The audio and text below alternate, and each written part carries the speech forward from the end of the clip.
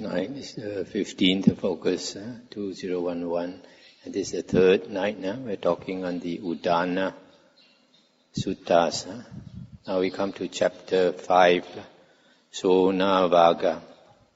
The first sutta is 5.1, Raja Sutta. Thus have I heard.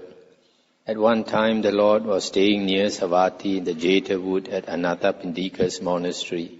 On that occasion, King Pasenadi of Kosala had gone to the upper story of the royal palace with Queen Malika.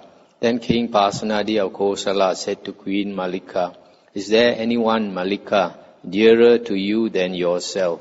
And she said, "There is no one, great king, dearer to me than myself. But is there anyone, great king, dearer to you than yourself?" And the king replied, "Neither is there anyone, Malika, dearer to me than myself." Then King Pasenadi of Kosala descended from the palace and went to visit the Lord. On approaching the Lord, he prostrated himself, sat down to one side, and reported this conversation. Then on realizing its significance, the Lord uttered on that occasion this inspired utterance. On traversing all directions with the mind, one finds no one anywhere dearer than oneself. Likewise, everyone holds himself most dear. Hence, one who loves himself should not harm another. This sutta actually we found this sutta also, I think, in the Khuddaka Nikaya, I think, under the Pasenadi. Is it the Samyutta Nikaya, under the Kosala Samyutta, I think. So this sutta tells us that there is no one dearer to ourselves than our own self. This reminds me, many years ago in Penang, one old lady, she asked her daughter to contact us, to go to her house. The husband was dying of old age, and he should have died 3 months ago according to the doctor, but he kept clinging to life, and the wife told us, the wife was very old, the wife told us that when he was still able to talk, the husband said to the wife, he knew that he was going, he asked the wife to go with him. So the wife got frightened. Even though the wife loved the husband, when you are on your deathbed, you ask your wife to go with you, you think she will go? 5.2, Appayuka Sutta. Thus have I heard. At one time the Lord was staying near Savatthi in the Jeta wood at Anathapindika's monastery. Then the Venerable Ananda, on emerging from seclusion in the evening, approached the Lord, prostrated himself, sat down to one side and said, "It is wonderful, revered sir. It is marvelous, revered sir. How short-lived was the Lord's mother. 7 days after the Lord was born, the Lord's mother died and was reborn into the Tusita group of Devas."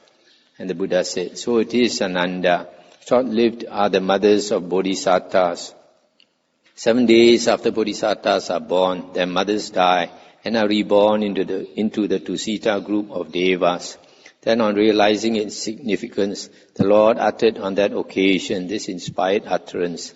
Whatever beings are born or will be born, they will journey on leaving the body, knowing that all must be abandoned.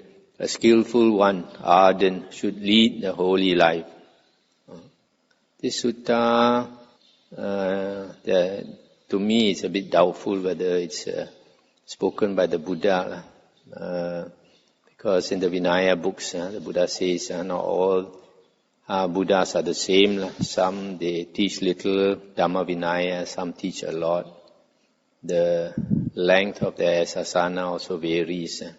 But here he's saying that all the mothers of the Buddhas to be will die after 7 days. This might be peculiar to our Sakyamuni Buddha, but it's a bit doubtful whether all Buddhas are like that. But the verses are important.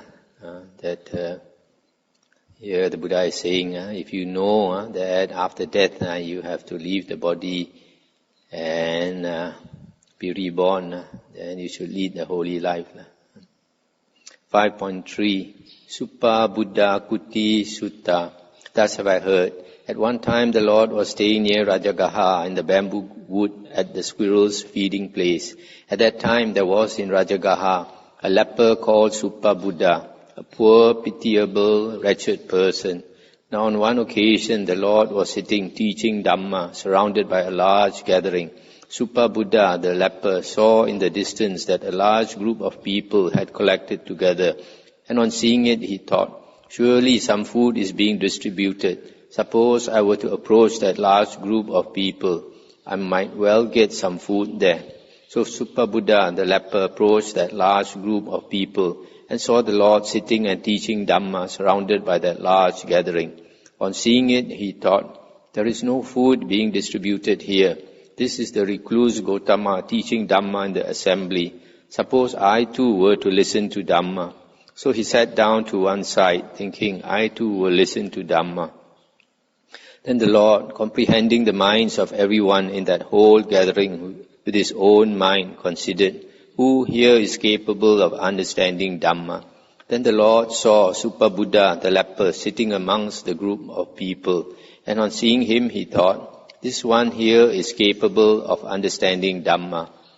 For the sake of Suppa Buddha, the leper, he then gave a progressive talk, that is, a talk on generosity, on virtue or sila, on heaven.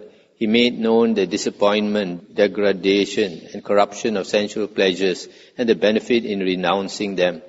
When the Lord knew that the mind of Suppa Buddha, the leper, was ready, malleable, free from hindrances, elated and purified, he then made known that Dhamma teaching special to the Buddhas, suffering, origination of suffering, cessation of suffering, and the path leading to the cessation of suffering. And just as a clean cloth without stains would properly take up dye, so in Suppa Buddha, the leper, even as he was sitting there arose the stainless, undefiled vision of the Dhamma, that whatever is subject to origination is subject to cessation. Then Suppa Buddha, the leper, having seen Dhamma, attained to Dhamma, known Dhamma, plunged into Dhamma, crossed over doubt, become free from uncertainty, attain to complete confidence, become independent of others in the teacher's teaching, arose from his seat and approached the Lord. Stop here for a moment. So here, it's basically saying that he attained stream entry, the first path. And in the suttas and the Vinaya, we always see that a person attains stream entry in this way, by listening to the Dhamma. He prostrated himself, sat down again to one side, and said to the Lord, it is wonderful, revered Sir. It is marvelous, revered Sir. Just as if, revered Sir, one should set upright what is overturned, or should uncover what is concealed, or should point out the path to one who is lost, or should bring an oil lamp into the darkness so that those with eyes could see visible objects. Even so, by various methods, the Lord has explained Dhamma. I, revered Sir, go for refuge to the Lord, to Dhamma, and to the Sangha of monks. May the Lord accept me as a lay follower, gone for refuge from this day forth, for as long as life lasts. Stop here for a moment. You see, when a person takes refuge in the Buddha, Dhamma, and Sangha, usually, as is shown here, is the Sangha of monks. Last year we went through a lot of suttas in the Majjhima Nikaya. They also always take refuge with the Sangha of monks. Some people think it's a Sangha of Aryans, but the problem is if you don't know who is an Arya, then how can you take refuge when you don't know who is the Aryan? Whereas here we take refuge with the monks. That's why we notice, for example, in the Samyutta Nikaya, this Anagamin called Chitta and some other Anagamins, they are lay followers who have attained to the third fruit. And then the monks come to their house for alms round, and sometimes they invite the monks into their house to eat. And it doesn't matter what type of monk, whether it's an Aryan monk or a Putujana monk, ordinary monk. This Chitta, Anagamin, will pay homage to the monk because he is respecting not the person but the Sangha of monks. Thereupon Super Buddha, the leper, after being instructed, roused, inspired and gladdened by the Lord's talk on Dhamma, being pleased and appreciative of what the Lord had said, arose from his seat, prostrated himself before the Lord, and keeping his right side towards him, went away. Now it happened that a cow with a young calf attacked Super Buddha the leper and killed him. Then a number of monks approached the Lord, prostrated themselves, sat down to one side and said, "Revered Sir, the leper Super Buddha, who was instructed, roused, inspired and gladdened by the Lord's talk on Dhamma, has died. What is his destiny? What is his future birth?" And the Buddha said, "Super Buddha, the leper monks, was a wise man. He practiced according to Dhamma and did not trouble me by disputing about Dhamma. Super Buddha, the leper monks, by destroying 3 fetters, is a stream enterer, not liable to fall away, assured, bound for enlightenment." When this was said, a certain monk asked the Lord, "Revered Sir, what was the cause? What was the reason? The Super Buddha, the leper, was a poor, pitiable, wretched person." And the Buddha said, "Formerly, monks, Super Buddha, the leper, was the son of a rich merchant in this very Rajagaha. While being conducted to the pleasure garden, he saw Tagarasiki, the Pacheka Buddha, entering the city for alms food. And on seeing him, he thought, 'Who is that leper wandering about?' And having spat at him and disrespectfully turned his left side towards him, he went away. Through the ripening of just that deed, he suffered in hell for many years, for many hundreds of years, for many thousands of years, for many 100,000s of years. And through the residual result of just that deed, he became a poor, pitiable, wretched person in this very Rajagaha. But on meeting with the Dhamma Vinaya made known by the Tathagata, he acquired faith, virtue, learning, relinquishment and wisdom. Thus upon the dissolution of the body after death, he re-arose in a happy realm, in a heavenly world, in companionship with the Devas of the Tavatimsa heaven. There he surpasses the other Devas in beauty and splendor." Then on realizing its significance, the Lord uttered on that occasion this inspired utterance. As a man with good eyesight on a journey would endeavor to avoid any dangerous place, so too a wise man in the world of the living should avoid demeritorious deeds. This Pacheka Buddha, because these Pacheka Buddhas, they dwell alone in the forest. And because he's already a Buddha, enlightened, doesn't care very much for his body. Probably his body was very dirty. Clothes also are shabby and torn here and torn there. So this man is so rich. That's a problem when a person is born into a rich family and spoiled from young. They tend to be very arrogant. It's different if a person, when he was young, the family was poor, and then he worked his way up to the top.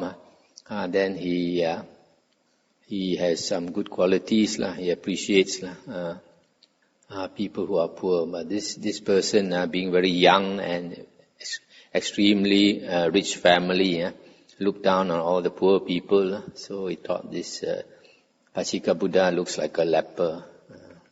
So it's very dangerous to show disrespect or talk bad about a monk or any ascetic who practices the holy life.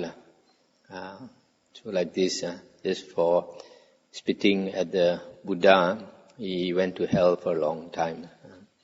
5.4 Kumaraka Sutta. Thus have I heard. At one time the Lord was staying near Savatthi in the Jeta wood at Anathapindika's monastery. On that occasion, a number of boys in between Savatthi and the Jeta wood were tormenting the fish in a pool. Then the Lord, having put on his robe in the forenoon and taken his bowl and outer cloak, was going to Savatthi to collect alms food. When he saw those boys in between Savatthi and the Jeta wood tormenting the fish, on seeing this, he went up to them and said, "Do you boys fear pain? Do you dislike pain?" And they said, "Yes, revered sir, we do fear pain, we dislike pain." Then on realizing its significance, the Lord uttered on that occasion this inspired utterance: if you fear pain, if you dislike pain, do not do a bad deed openly or in secret. If you have done a bad deed or do one now, you will not escape pain, though you try to flee. 5.5 Uposatha Sutta. Thus have I heard. At one time the Lord was staying near Savatthi in the eastern park at Migara's mother's mansion. That means Visakha's mansion. On that occasion the Lord was sitting surrounded by the Sangha of monks, as it was the day of the Uposatha observance.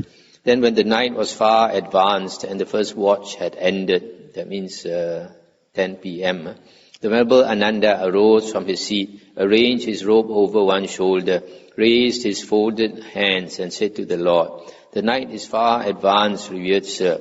The first watch has ended and the monks have been sitting for a long time.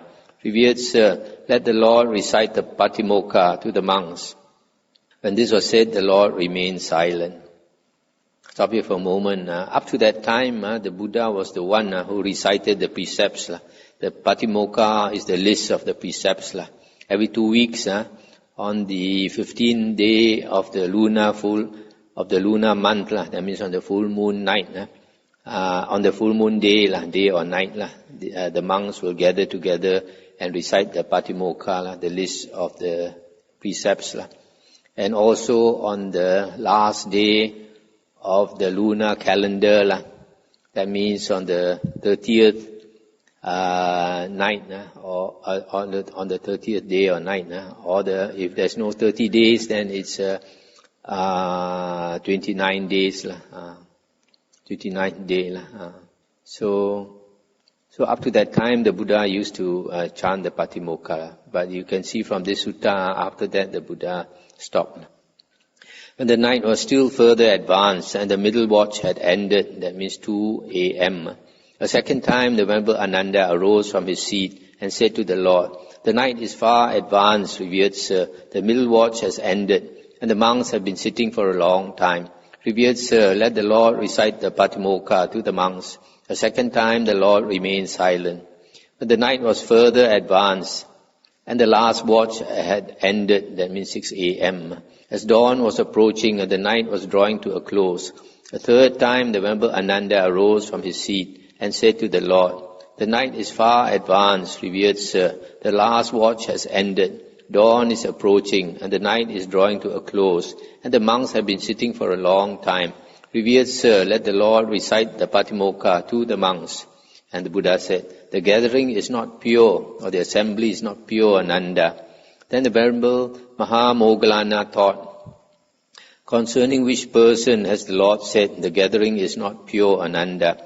And the Venerable Mahamoggallana, comprehending the minds of the whole Sangha of monks with his own mind, saw that person sitting in the midst of the Sangha of monks, immoral, wicked, of impure and suspect behavior, secretive in his acts, no recluse though pretending to be one, not practicing the holy life though pretending to do so, rotten within, lustful and corrupt.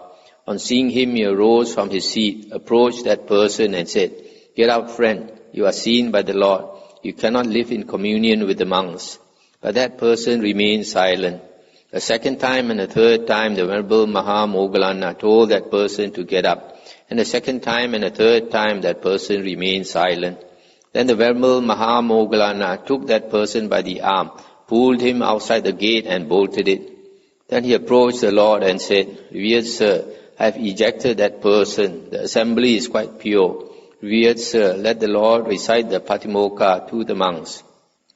And the Buddha said, it is strange, Moggallana, it is remarkable, Moggallana, how that stupid person should have waited until he was taken by the arm. Then the Lord addressed the monks, from now on, monks, I shall not participate in the Uposatha observance or recite the Patimokkha. From now on, you yourselves should participate in the Uposatha observance and recite the Patimokkha. It is impossible, monks, it cannot happen that the Tathagata should participate in the Uposatha observance and recite the Patimokkha with a gathering that is not pure. Stop here for a moment. So you see this corrupt monk, even after he was found out and asked to leave, he refused to leave. And after asking him 3 times, wherever Mahamoggallana thought the soft approach cannot do, must use the hard approach. So, threw him out. So you see, during the Buddha's time, they also have a gate. So the gate of the monastery is our boundary. Last time, Sima actually means the boundary of the land. And all the monks inside the boundary of that land is one Sangha. They have to come together to recite the Patimokkha every 2 weeks. Later, they started to shrink the boundary until nowadays they talk about the Sima Hall. But during the Buddha's time, there was no such thing as a Sima Hall. The hall was called a Uposatagara, Uposatha Hall. So actually the word Sima Hall is wrong. Sima is boundary. How can the boundary be a hall? Okay, then the Buddha said, monks, there are these 8 wonderful and marvelous qualities of the great ocean, seeing which the Asuras delight in the great ocean. What are the 8? Stop here for a moment. The Asuras originally were in the heaven of the 33 together with the Sakadeva Raja and his devas. Heaven of the 33 is the Tavatimsa heaven. And then the Asuras used to fight with the Sakadeva Raja and his devas.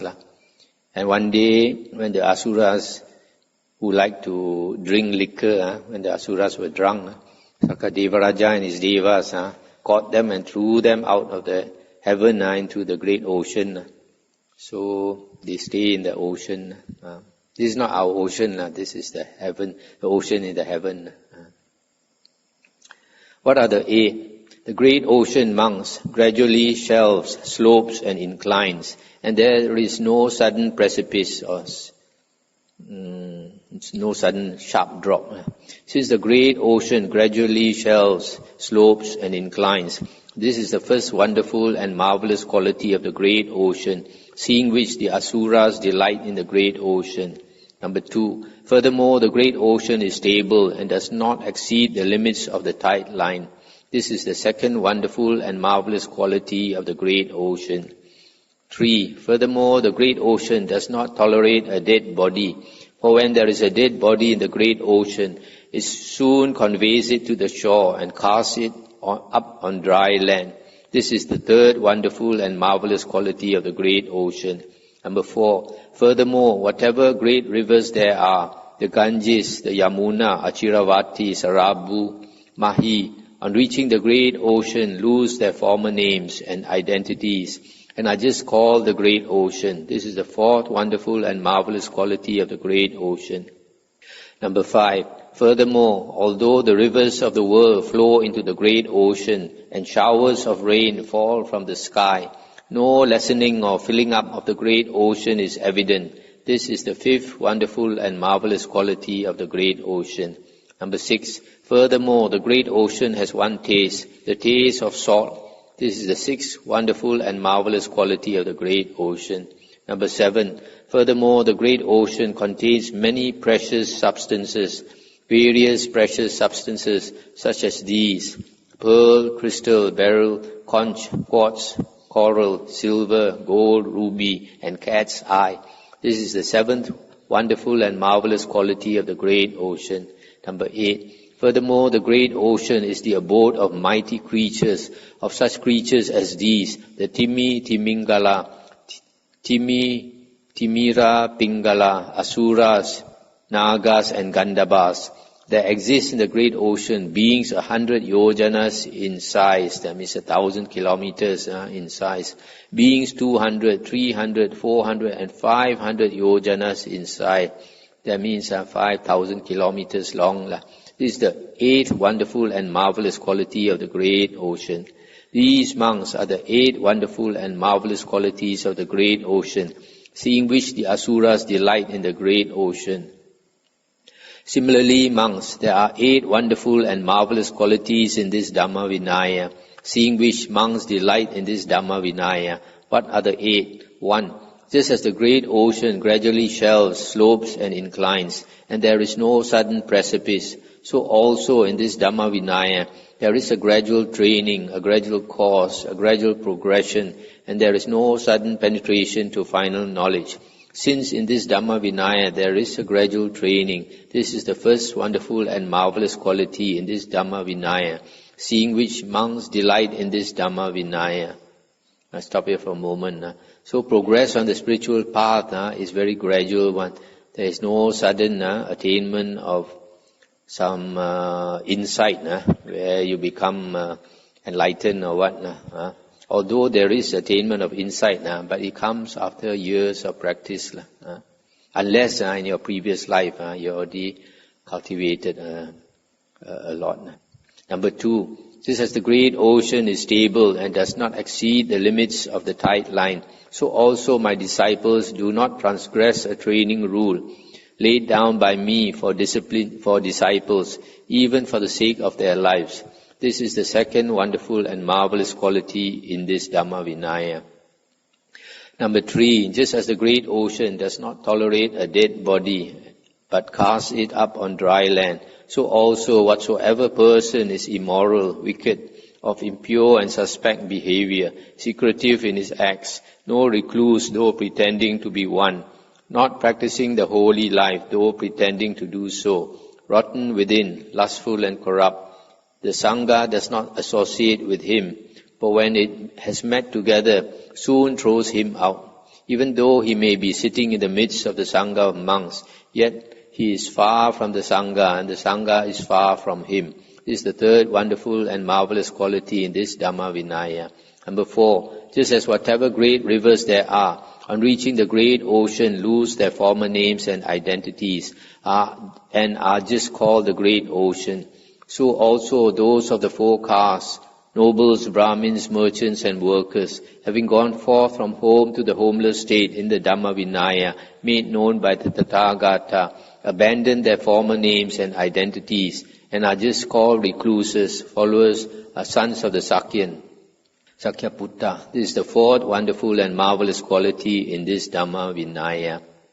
Number 5, just as although the rivers of the world flow into the great ocean and showers of rain fall from the sky, no lessening or filling up of the great ocean is evident. So also, although many monks attain final Nibbana in the Nibbana element with no residue left, no lessening or filling up of the Nibbana element is evident.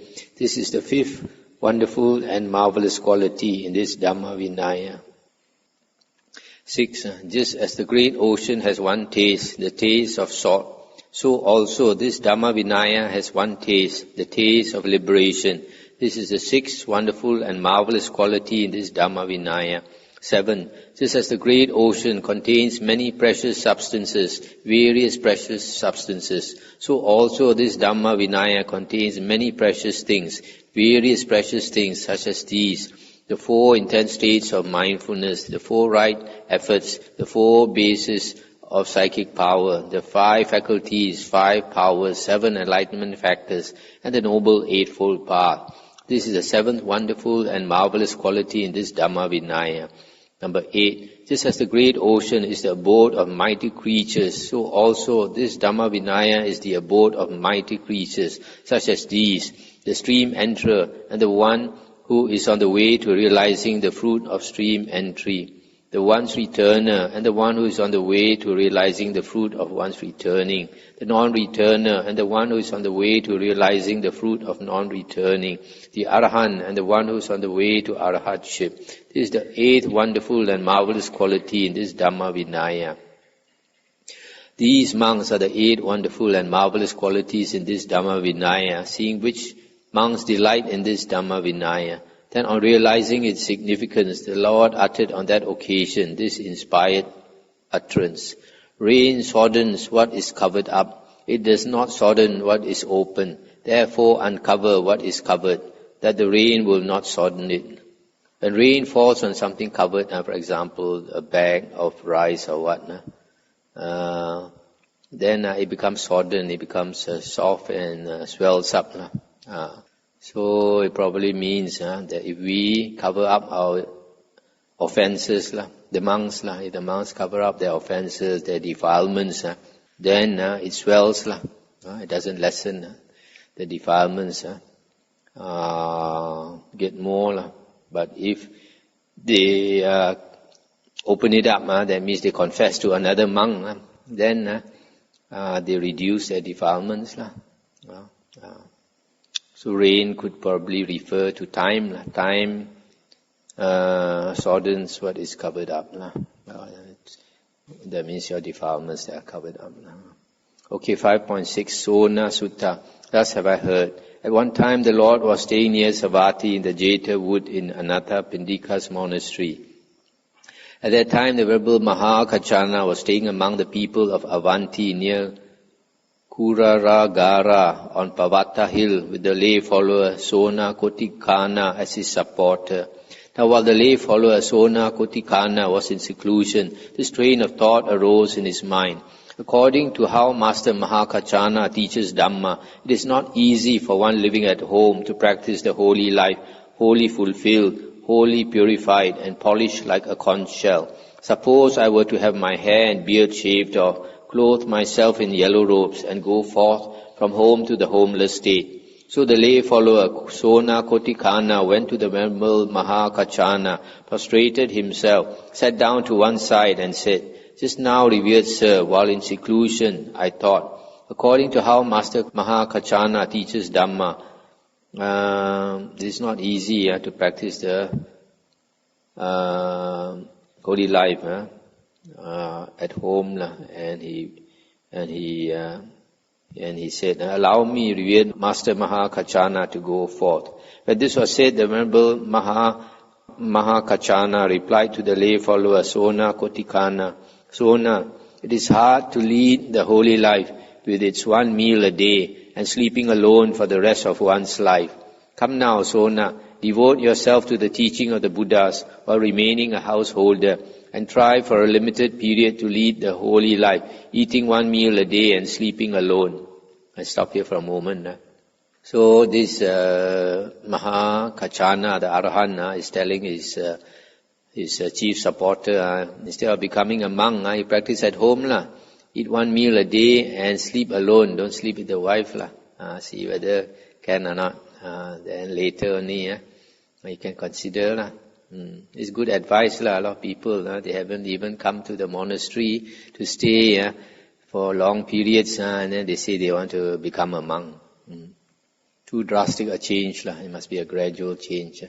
Then the lay follower Sona Kotikana's idea of going forth subsided. On a second occasion, while the lay follower Sona Kotikana was in seclusion, again the same thought arose. He went to the Venerable Mahakachana and asked to go forth, but again he received the same reply. On the third occasion, however, the Venerable Mahakachana allowed the lay follower Sona Kotikana to go forth.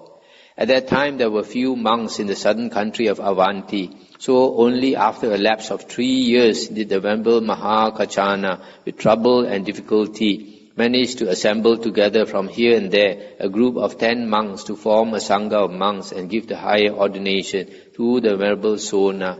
Stop here for a moment. So it's just like Malaysia, we have few monks. To get a group of 10 monks of the same tradition to ordain somebody, it's not so easy. So here in this country of Avanti, probably they had less monks. So he had to wait 3 years to manage to get 10 monks to ordain this Sona Kotikana. Then on emerging from seclusion after the rain's retreat, the following thought occurred to the Venerable Sona. I have not seen the Lord face to face. I have only heard that He is like this and like that. If my preceptor would give me permission, I would go to see the Lord, Arahant Sammasambuddha. So the Venerable Sona, on emerging from seclusion in the evening, approached the Venerable Mahakachana, prostrated himself, sat down to one side and said, "Just now, revered sir, while in seclusion, I thought, I have not seen the Lord. If my preceptor would give me permission, I would go to see the Lord, Arahant Sammasambuddha." And Venerable Mahakachana said, Good, Sona. Go, Sona, to see the Lord, the Arahant Sammasambuddha. Sona, you should see that Lord who inspires trust and confidence, who has calm senses and tranquil mind, who has attained perfect poise and calm, who is controlled, a perfected one, watchful with restrained senses. When you see him, pay homage in my name with your head at the Lord's feet, and ask whether he is free from sickness and ailment, and is healthy, strong, and living in comfort, saying, my preceptor, revered Sir Mahakachana, pays homage with his head at the Lord's feet, and asks whether he is free from sickness and living in comfort. Very well, revered Sir, said the Venerable Sona. And pleased and appreciative of the words of the Venerable Mahakachana, he arose from his seat, prostrated himself before the Venerable Mahakachana, and left, keeping his right side towards him. Having set his lodgings in order and taken his bowl and outer cloak, he departed on tour for Savatthi. Walking on tour by stages, he reached Savatthi, the Jeta wood, and Anathapindika's monastery, and went to the Lord. Having approached the Lord, he prostrated himself, sat down to one side, and said to the Lord, my preceptor, revered Sir, the Venerable Mahakachana asked whether the Lord is living in comfort, etc. And the Buddha said, are you well, monk? Are you in good health? Are you but little fatigued by the journey coming here, and been having no difficulty obtaining alms food? And he said, I am well, Lord. I am in good health, Lord. I am not fatigued by the journey coming here, revered Sir, and have been having no difficulty obtaining alms food. Then the Lord said to the Venerable Ananda, arrange a lodging, Ananda, for this newly arrived monk. Then the Venerable Ananda thought, when the Lord orders me, saying, arrange a lodging, Ananda, for this newly arrived monk, it is because he wishes to be alone with this monk. The Lord wishes to be alone with the Venerable Sona. So in the dwelling where the Lord was living, he arranged a lodging for the Venerable Sona. Then the Lord, having spent much of the night seated in the open air, washed his feet and entered the dwelling. And the Venerable Sona did likewise. Then towards dawn, the Lord got up from his seat and requested the Venerable Sona, I would like you, monk, to recite Dhamma. Very well, revered Sir, the Venerable Sona replied to the Lord. And he chanted the whole of the 16 sections of the Attaka Vaga. At the conclusion of the Venerable Sona's chanting, the Lord was highly pleased and said, Good, monk, you have learned the 16 sections of the Attaka Vaga well.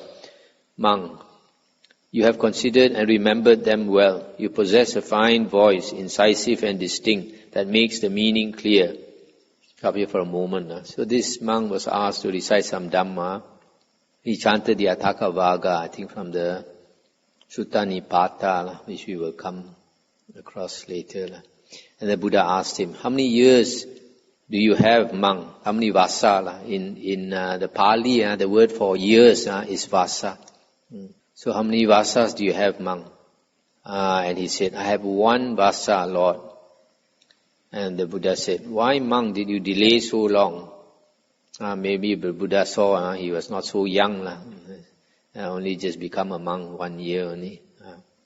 And he said, for a long time, revered Sir, I had seen the danger in sensual pleasures, but the household life with its many activities and things to be done held me back. Then on realizing its significance, the Lord uttered on that occasion this inspired utterance.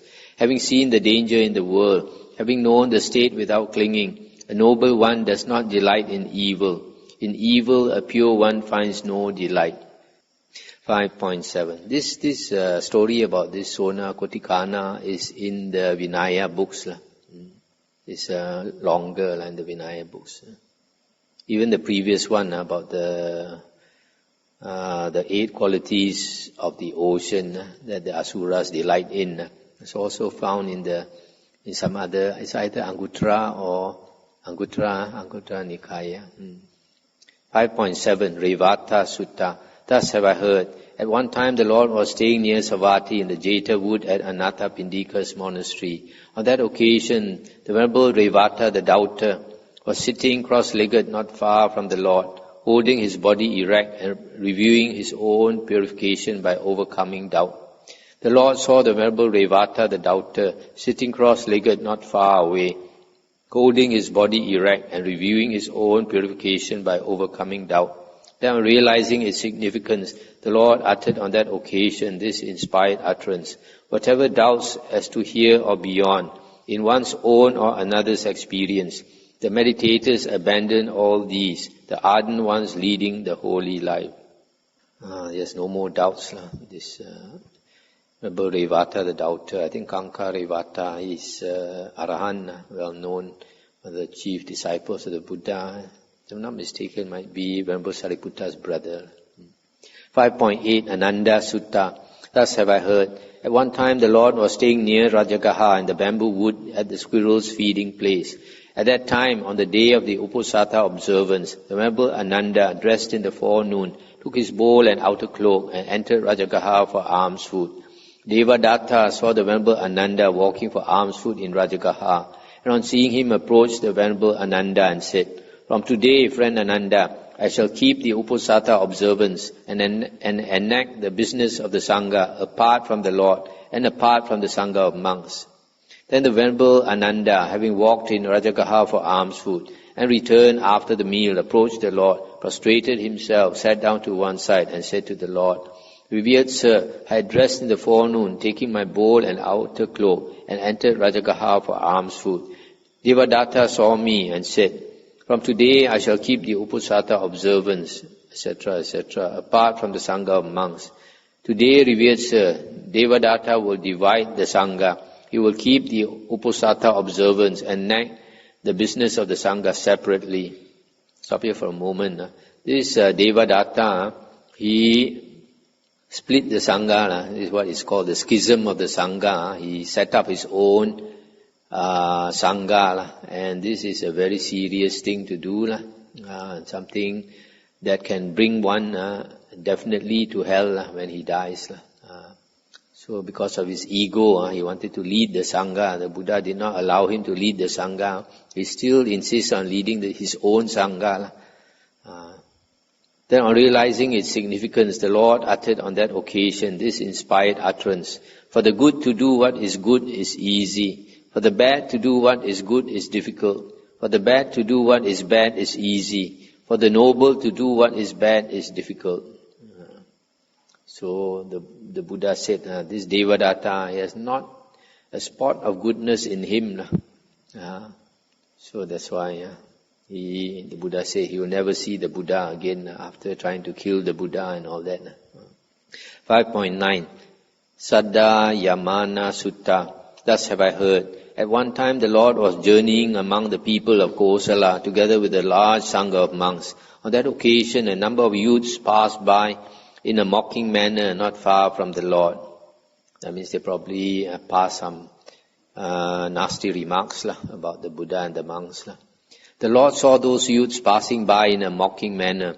Then on realizing its significance, the Lord uttered on that occasion this inspired utterance. The Dalits who appear as wise men recite with speech alone as their range.